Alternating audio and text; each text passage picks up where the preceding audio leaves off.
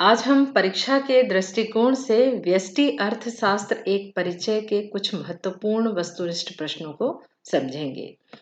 Lesson 1 का यदि हम मध्य प्रदेश का ब्लूप्रिंट देखें तो इस इकाई से 1 अंक के 2 प्रश्न, 2 अंक का 1 प्रश्न, 3 अंक और 4 अंक से इसमें कोई प्रश्न परीक्षा में नहीं पूछा जाएगा। इस प्रकार इस इकाई से कुल 4 अंकों के प्रश्न होंगे। इस इकाई से केवल हमें छोटे प्रश्नों की तैयारी करनी है, परंतु इस वीडियो के सभी प्रश्न सभी बोर्ड के बच्चों के लिए महत्वपूर्ण हैं।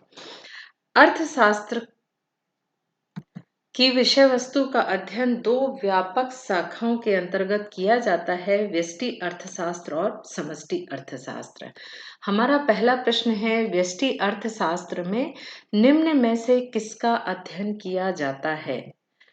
व्यष्टि अर्थशास्त्र में अर्थव्यवस्था की छोटी छोटी इकाइयों का अध्ययन किया जाता है, जैसे एक उपभोक्ता, एक उत्पादक, एक फर्म, एक उद्योग आदि। दूसरे शब्दों में व्यष्टि अर्थशास्त्र में हम व्यक्तिगत इकाइयों का अध्ययन करते हैं। तो इसका सही विकल्प है अ, व्यक्तिगत इकाई। उपभोक्ता व्यवहार का अध्ययन किया जाता है। व्यष्टि अर्थशास्त्र में व्यक्ति और व्यक्ति के व्यवहार का अध्ययन किया जाता है। व्यष्टि अर्थशास्त्र को हम सूक्ष्म अर्थशास्त्र के नाम से भी जानते हैं। सूक्ष्म अर्थशास्त्र में एक व्यक्तिगत उपभोक्ता के व्यवहार का हम अध्ययन करते हैं। दूसरे प्रश्न का जो सही विकल्प है हमारा अ, सूक्ष्म अर्थशास्त्र। ये प्रश्न है, उपभोक्ता व्यवहार का अध्ययन हम किसमें करते हैं?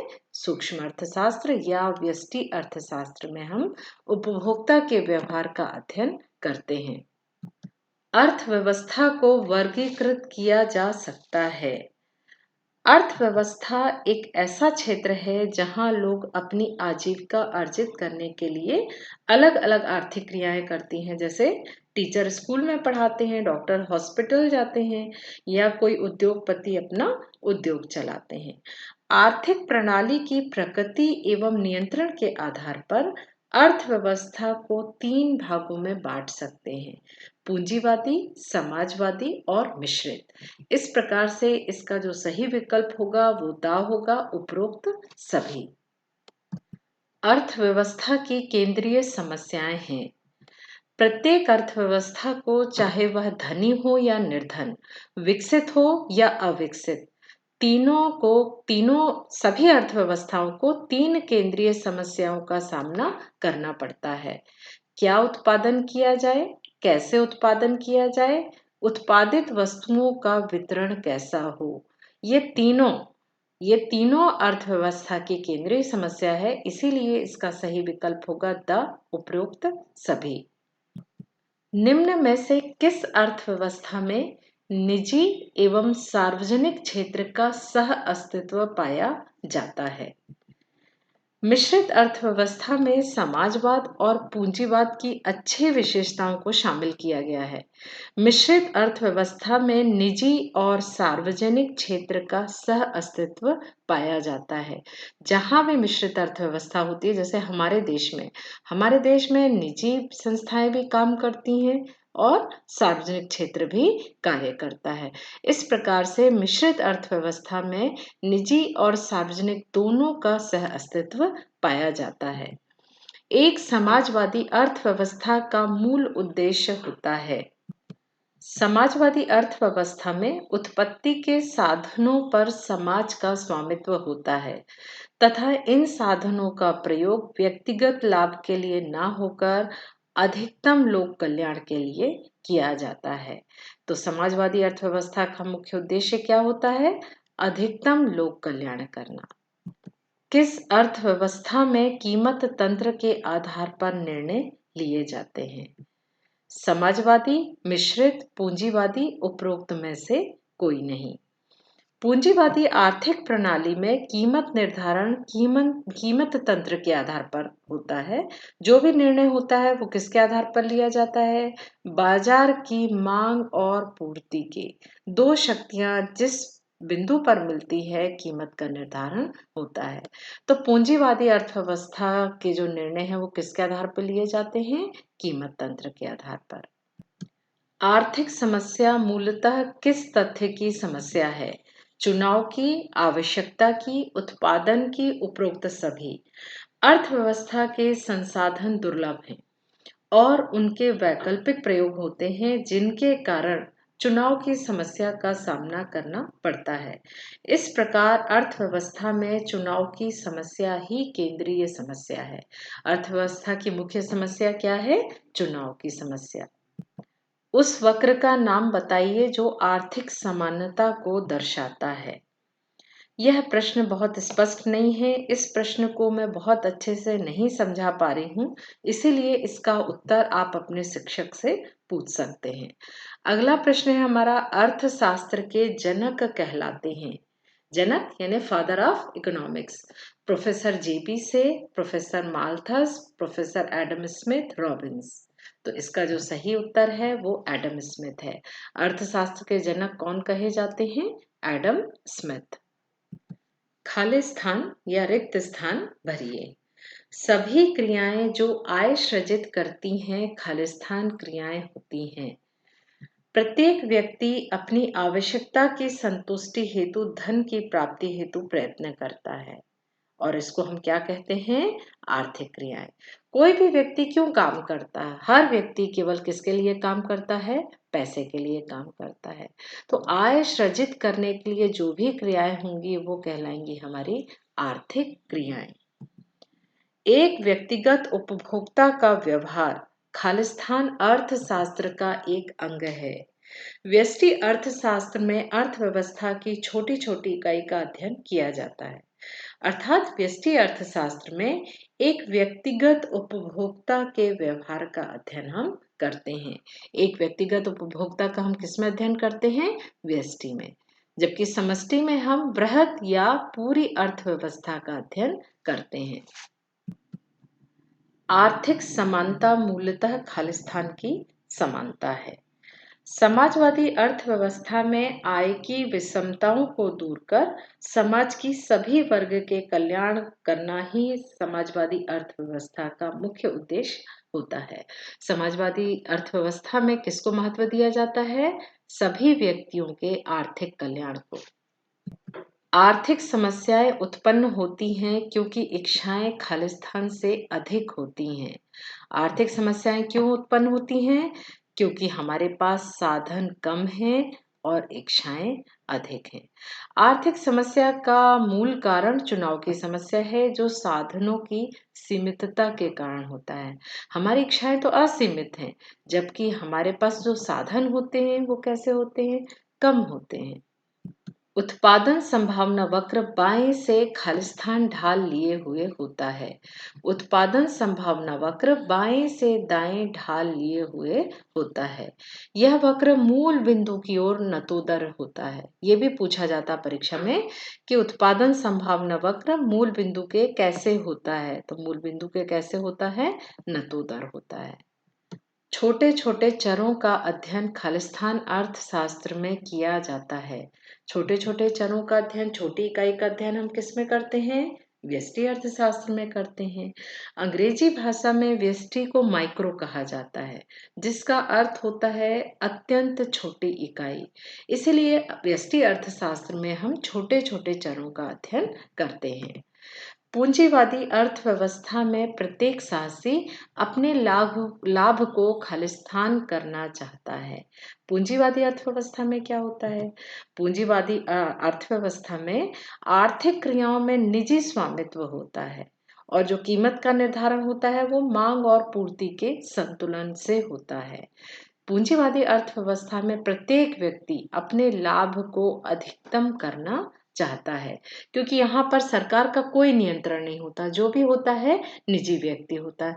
कोई भी व्यक्ति अपना उद्योग स्थापित कर सकता है और किसी भी चीज का अपना उद्योग, अपनी फर्म शुरू कर सकता है। तो प्रत्येक व्यक्ति का उद्देश्य क्या होगा? प्रत्येक व्यक्ति का उद्देश्य होगा लाभ को अधिकतम करना। विश्व की प्रत्येक अर्थव्यवस्था की कुछ आधारभूत खालिस्तान समस्या का सामना करना पड़ता है। विश्व की प्रत्येक अर्थव्यवस्था, चाहे वह धनी हो या निर्धन हो, विकसित हो या अविकसित हो, सभी के पास संसाधन सीमित होते हैं, जिसके कारण उन्हें आर्थिक समस्या का सामना करना पड़ता है। व्यष्टि तथा समष्टि अर्थशास्त्र एक दूसरे के खालिस्तान होते हैं। व्यष्टि एवं समष्टि अर्थशास्त्र एक दूसरे के प्रतियोगी नहीं बल्कि पूरक हैं। इन दोनों का आर्थिक विश्लेषण एक दूसरे पर आश्रित है। एक के अभाव में दूसरे का विश्लेषण अधूरा ही रहेगा। इसीलिए हम दोनों को प्रतियोगी नहीं कहते बल्कि क्या कहते हैं? पूरक कहते हैं। एक वस्तु की अवसर लागत दूसरे वस्तु की मात्रा है जो पहली वस्तु के उत्पादन के लिए खालिस्तान करना पड़ता है। क्या करना पड़ता है? त्याग करना पड़ता है। अर्थात जब किसी संसाधन या वस्तु का प्रयोग एक विकल्प करते हैं तो हमको दूसरे विकल्प का त्याग करना पड़ता है। ये क्या कहलाता है? अवसर लागत। सही जोड़ी बनाइए। सबसे पहला है हमारा व्यष्टि अर्थशास्त्र। व्यष्टि अर्थशास्त्र में हम छोटी छोटी इकाई का अध्ययन करते हैं। ये पहले का विकल्प क्या होगा सही जोड़ी में हमारा? ब, छोटी छोटी इकाई का अध्ययन करते हैं। दूसरा है हमारा उत्पादन संभावना वक्र। उत्पादन संभावना वक्र बाएं से दाएं ढाल वाला होता है। तीसरा है हमारा आदर्शक अर्थशास्त्र। आदर्शक अर्थशास्त्र में क्या होना चाहिए का अध्ययन किया जाता है। चौथा है हमारा केंद्रीय समस्याएं। केंद्रीय समस्याएं कितनी होती हैं? मुख्यतः 3 होती हैं। क्या उत्पादन किया जाए, कैसे उत्पादन किया जाए और किसके लिए उत्पादन किया जाए। तो केंद्रीय समस्याएं कुल कितनी होती हैं? 3 होती हैं। इसके बाद है हमारा सकारात्मक अर्थशास्त्र। सकारात्मक अर्थशास्त्र को हम वास्तविक अर्थशास्त्र भी कहते हैं, जिसे वास्तव में है क्या है का अध्ययन करते हैं। इसमें हम किसका अध्ययन करते हैं? क्या है का अध्ययन करते हैं। इसके बाद है हमारा समष्टि अर्थशास्त्र। समष्टि अर्थशास्त्र में हम समग्र या संपूर्ण अर्थव्यवस्था का अध्ययन करते हैं। ये देखिए, छठवें का क्या होगा? रा होगा। अवसर लागत। अवसर लागत दूसरे सर्वश्रेष्ठ विकल्प का त्याग है। अवसर लागत क्या है? दूसरे सर्वश्रेष्ठ विकल्प का त्याग। इसके बाद है हमारा समाजवादी अर्थव्यवस्था। समाजवादी अर्थव्यवस्था में उत्पादन के साधनों पर समाज का स्वामित्व होता है, अर्थात समाज का कल्याण ही मुख्य उद्देश्य होता है। इसके बाद है हमारा पूंजीवादी अर्थव्यवस्था। पूंजीवादी अर्थव्यवस्था को कीमत संयंत्र क्रियाशील होता है, जहां मांग और पूर्ति के अनुसार कीमत का निर्धारण होता है। वस्तु का उत्पादन भी मांग के आधार पर करते। पूंजीवादी अर्थव्यवस्था में यदि मांग अधिक होती है तो उत्पादन अधिक होता है और यदि मांग कम होती है तो उत्पादन कम किया जाता है। अंतिम है हमारा मिश्रित अर्थव्यवस्था। मिश्रित अर्थव्यवस्था पूंजीवादी और समाजवाद का मिश्रण होता है, जैसे भारतीय अर्थव्यवस्था। ये देखिए, मिश्रित अर्थव्यवस्था किसको मिला के बनाई गई है? पूंजीवाद और समाजवाद का मिश्रण क्या है? हमारी मिश्रित अर्थव्यवस्था। जैसे भारतीय अर्थव्यवस्था, भारत में पूंजीवादी यानी निजी उद्योग भी हैं और सरकार भी है। एक शब्द या वाक्य में उत्तर लिखिए। पहला है हमारा आय सृजन करने वाली सभी क्रियाएं क्या कहलाती हैं? ऐसी क्रियाएं जिससे हमको मुद्रा यानी पैसे प्राप्त होते हैं, उन्हें हम आर्थिक क्रियाएं कहते हैं। व्यष्टि अर्थशास्त्र का दूसरा नाम लिखिए। व्यष्टि अर्थशास्त्र को हम सूक्ष्म अर्थशास्त्र या विशिष्ट अर्थशास्त्र भी कहते हैं। किस प्रकार की अर्थव्यवस्था में केंद्रीय सत्ता सभी महत्वपूर्ण क्रियाकलापों की योजना बनाती है? ऐसी कौन सी अर्थव्यवस्था है जहां केंद्रीय सत्ता सर्वप्रमुख होती है? ये होती है हमारी समाजवादी अर्थव्यवस्था। किस प्रकार की अर्थव्यवस्था में कीमत संयंत्र काम करता है? पिछले वस्तुनिष्ठ में भी हमने समझा था ना कि पूंजीवादी अर्थव्यवस्था में मांग और पूर्ति के अनुसार कीमत का निर्धारण होता है। अवसर लागत क्या है? ये भी हमने पिछले दोनों प्रश्नों में पढ़ा, 2 बार पढ़ा है ये अभी तक हमने। दूसरे सर्वश्रेष्ठ विकल्प का त्याग। अतः किसी साधन के प्रयोग करने की अवसर लागत अगले सर्वश्रेष्ठ त्यागे गए विकल्प की लागत है। अवसर लागत क्या है? दूसरे सर्वश्रेष्ठ विकल्प का त्याग। उत्पादन संभावना वक्र का ढाल कैसा होता है? ये प्रश्न भी हमने देखा। बाएं से दाएं ढाल वाला, ये प्रश्न भी हमने पहले पढ़ लिया। और मूल बिंदु के नतोदर होता है। अर्थशास्त्र के जनक कौन है? ये प्रश्न भी फिर से है, एडम स्मिथ हैं। भारत में कौन सी आर्थिक प्रणाली अपनाई गई? आप बताइए, भारत में कौन सी आर्थिक प्रणाली है? भारत में मिश्रित अर्थव्यवस्था है। व्यष्टि और समष्टि अर्थशास्त्र में कैसा संबंध होता है? व्यष्टि एवं समष्टि अर्थशास्त्र को एक दूसरे का प्रतियोगी ना कहकर दोनों को पूरक कहा जाता है, क्योंकि व्यष्टि के कुछ नियम समष्टि के लिए जरूरी हैं और समष्टि के कुछ नियम व्यष्टि के लिए जरूरी हैं। इस प्रकार से व्यष्टि और समष्टि एक दूसरे की पूरक है। समष्टि अर्थशास्त्र का दूसरा नाम क्या है? समष्टि अर्थशास्त्र को व्यापक अर्थशास्त्र, वृहद अर्थशास्त्र या सामूहिक अर्थशास्त्र भी कहा जाता है। सत्य असत्य बताइए। व्यष्टि अर्थशास्त्र में समूह का अध्ययन किया जाता है। ये प्रश्न आप बताइए। व्यष्टि अर्थशास्त्र में हम छोटी छोटी इकाई का अध्ययन करते हैं कि समूह का अध्ययन करते हैं? व्यष्टि अर्थशास्त्र में हम छोटी इकाई का अध्ययन करते हैं। इस प्रकार से ये असत्य कथन है। दूसरा है हमारा, समष्टि अर्थशास्त्र में व्यक्तिगत इकाइयों का अध्ययन किया जाता है। क्या ये सही है? ये भी गलत है, क्योंकि समष्टि अर्थशास्त्र में हम समूह का अध्ययन करते हैं। ये देखिए उल्टा दिया हुआ है। समष्टि में हम समूह का अध्ययन करते हैं, जबकि व्यष्टि में हम व्यक्तिगत इकाइयों का अध्ययन करते हैं। अगला है, व्यष्टि तथा समष्टि एक दूसरे के विपरीत हैं। बताइए सही है क्या? गलत है ये। व्यष्टि और समष्टि अर्थशास्त्र एक दूसरे के पूरक हैं। समाजवादी अर्थव्यवस्था में उत्पादन के साधनों पर सार्वजनिक अधिकार होता है। ये कथन सत्य है। समाजवादी अर्थव्यवस्था में सर्वोपरि क्या होता है? ये होता है समाज या सरकार या कोई केंद्रीय सत्ता। तो समाजवादी अर्थव्यवस्था में उत्पादन के साधनों पर सार्वजनिक अधिकार होता है। ये कथन सत्य है। साधनों की सीमितता ही समस्त आर्थिक क्रियाओं की जननी है। ये भी सत्य है। हमारी जितनी आर्थिक क्रियाएं क्यों होती हैं? क्योंकि साधन सीमित हैं। आर्थिक प्रणाली लोगों के जीवन निर्वाह के साधन प्रदान करती है। ये सत्य है। आर्थिक प्रणाली में ही तो लोग अलग अलग तरह के काम करते हैं। हम सबको आराम की जरूरत है। हमें लगता है हम आराम से घूमते रहें, टीवी देखें। क्या ऐसा होता है? नहीं होता। आपके आसपास जितने आपके रिश्तेदार हैं, सब कुछ ना कुछ काम कर रहे हैं। किसके लिए? अपने जीवन निर्वाह के लिए, अपनी आय प्राप्त करने के लिए। तो आर्थिक प्रणाली में लोगों को जीवन निर्वाह के साधन प्रदान करती है। ये कथन सत्य होगा। भारत में मिश्रित आर्थिक प्रणाली को अपनाया गया है। बार बार ये, यदि आप 4-6 इस पाठ के मुख्य प्रश्नों को यदि अच्छे से समझ लेंगे, तो यदि आपको वो कुछ भी प्रश्न पूछा जाएगा तो आप उसका सही उत्तर दे सकते हैं। हो सकता है कि वही प्रश्न सही जोड़ी में आ जाए, या वही प्रश्न आपको सही विकल्प में भी आ सकता है, या सत्यासत्य में भी आ सकता है। पूंजीवादी वर्ग संघर्ष को जन्म देता है। पूंजीवादी अर्थव्यवस्था में श्रमिक और उद्यमी दोनों अपनी आय अधिकतम करना चाहते हैं। इसी के कारण पूंजीवाद में वर्ग संघर्ष उत्पन्न होता है। आप भी जानते हैं, यदि कोई उद्योग है तो श्रमिक अपना वेतन बढ़ाना चाहेगा और उद्योगपति कम से कम वेतन में अपना लाभ अधिकतम करना चाहता है। इसी की वजह से पूंजीवाद में वर्ग संघर्ष होता है।